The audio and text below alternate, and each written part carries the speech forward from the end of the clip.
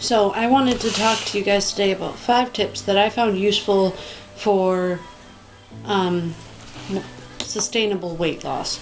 So this means it's not quick. It doesn't just, you don't just lose 1,000,000 pounds right away, but it's easier to keep it off this way because it just stays off. It's more of a lifestyle change than a diet, or that's what I found in my experience. So let's just get started then. So tip number 1 that I have for you is do not starve yourself. I eat as much as I want. I just make sure it's healthy, clean food. I don't eat crap. Not that I don't eat crap, but when I do eat crap, it's controlled.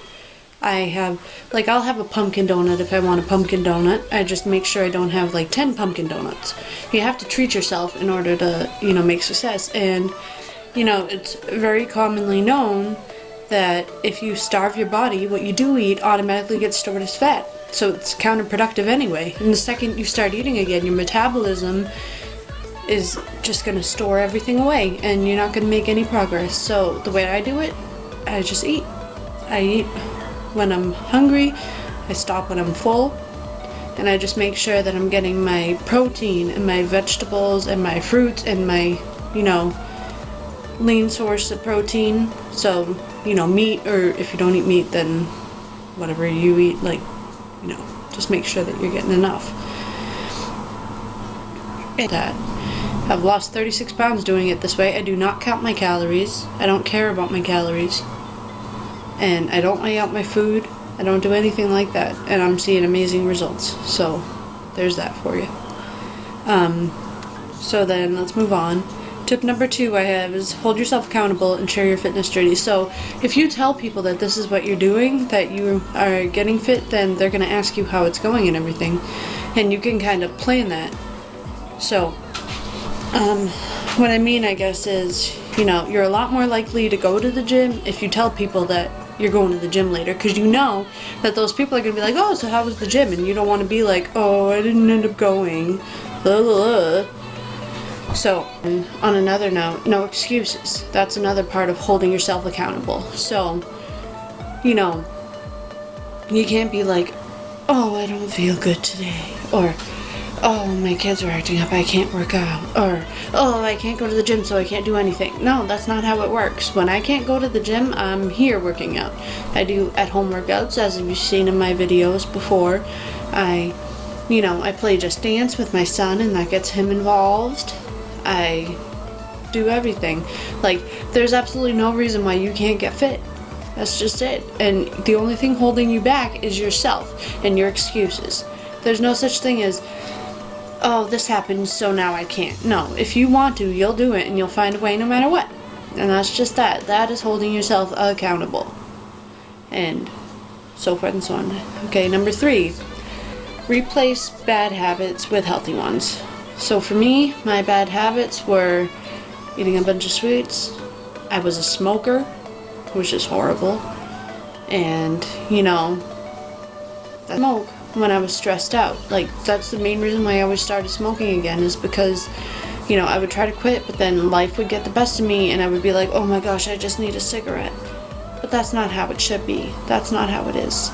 So now, instead of smoking, I'll go to the gym, or I'll work out at home, or I'll do yoga. Like the other night, my last video, you saw me doing my yoga, and that was because I was so stressed out, I thought I was going to die, and the thought crossed my mind to go buy a pack of cigarettes, and I was like, no, I can't do this. So that's what I did.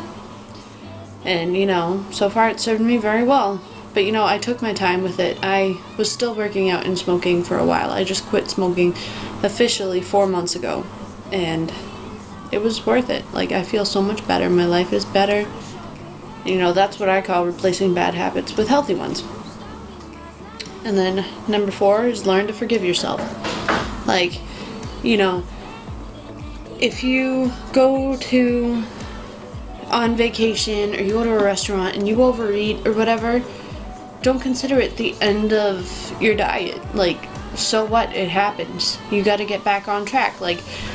Don't turn a cheat meal, an unexpected cheat meal, into a cheat day, or a cheat week, or a cheat month. It's just a cheat meal. And then, move on and get back to what you're doing. Because at the end of the day, you know, even just messing up that once, it's still better than messing up all day because you messed up once.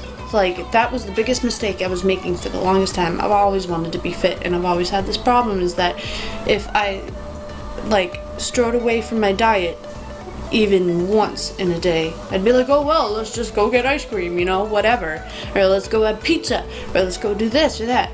Now, you know, if I do cheat unexpectedly and I didn't plan to, it's okay, I just work harder later. Like, you know, one cheat meal is one cheat meal. It doesn't mean go and like binge eat and like, you know, have a blast with it. That's not how it works. And you're never going to see results that way. You have to learn to forgive yourself and forgive your mistakes, because you're going to make them. Everybody does. I mean, like I said in my last video, I went on vacation to Maine and I had Chinese food, and I didn't mention this, but I had donuts and all this other stuff. And, you know, I came back and I was back on the wagon, and that's just that. Like, the only person stopping you is you, like I said earlier, and your mindset. So you have to learn to be nice to yourself. You're allowed to make mistakes. Just make sure that you don't let it ruin your journey. Just get back up and start moving again, that's all.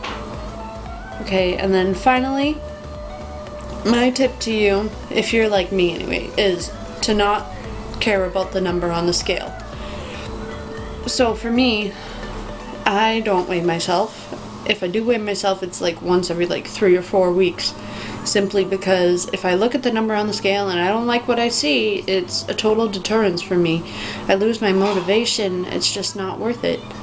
To the point where it actually stopped me. I was trying to do this fitness journey about a year and a half ago, and I was getting so frustrated because I would weigh myself every day and the number wouldn't go down for about a week. And I just gave up. I was like, well, I'm just going to eat this ice cream and I'm just going to be fat for a while because I'm just frustrated and hating this whole process. And one thing that I learned is that if you don't pay attention to that, pay attention to how you look, how you feel. That's what's most important, okay? Like, the number on the scale does count a little, but if it seriously bothers you, then don't look at it. That's how I roll. One last thing I wanted to talk about was, I don't know why, but every single time that I put this camera on and I try to say what I'm thinking about, I lose it. Okay, I got it now. So, basically, what I want to say to you is, this is like an extra bonus tip, I guess, is you can't just do cardio. You can't just eat right. It's all of it. You need cardio, you need fitness training, like resistance training, I mean. You need resistance training, and you need a healthy diet. So, just one of those, you're still going to see some results, but it's not enough. Like, and it's not enough to just work out. You can't just work out and eat whatever you want, because at the end, it's not going to help at all. That's actually what I was doing when I first failed my fitness journey, is I was like, oh, I'm going to the gym, so let's just eat whatever, and you know, that's fine. But that's not true. That's not right. That's not how it works. And I learned that the hard way. So this time around, I make sure that I eat right, and I work out, and I do my cardio, and I lift weights, and when I lift weights, I lift them heavy, and that is what has made the greatest difference in my body. I'm going to show you my transformation picture. It's going to be like right up there. So just keep that in mind, because it's coming, and it's good. So, and I mean, you'll see, I know how I've only lost like 36 pounds, but the difference in my body is like ginormous. Like, I've gone from being like bloated and just huge to like petite and small, and I love it. I mean, not that I'm really petite, I'll never be petite. I'm 5'8.5" and I have German ancestry, so I'm pretty much doomed to be large forever. But there's a difference between being overweight and being large. Like, I'm just a large person. Like, I have extremely wide hips. I have, you know, broad shoulders, but that's fine, because you know what? I'm the fittest I've ever been in my life, and I am so happy with my life. I'm happy with everything. Life's just easier now. It's So I hope that my tips were helpful to you. So let me know. So, alright, talk to you later. And you can also find me on Instagram. It's at TanyaLW1990. Please like and subscribe. Thanks. Bye.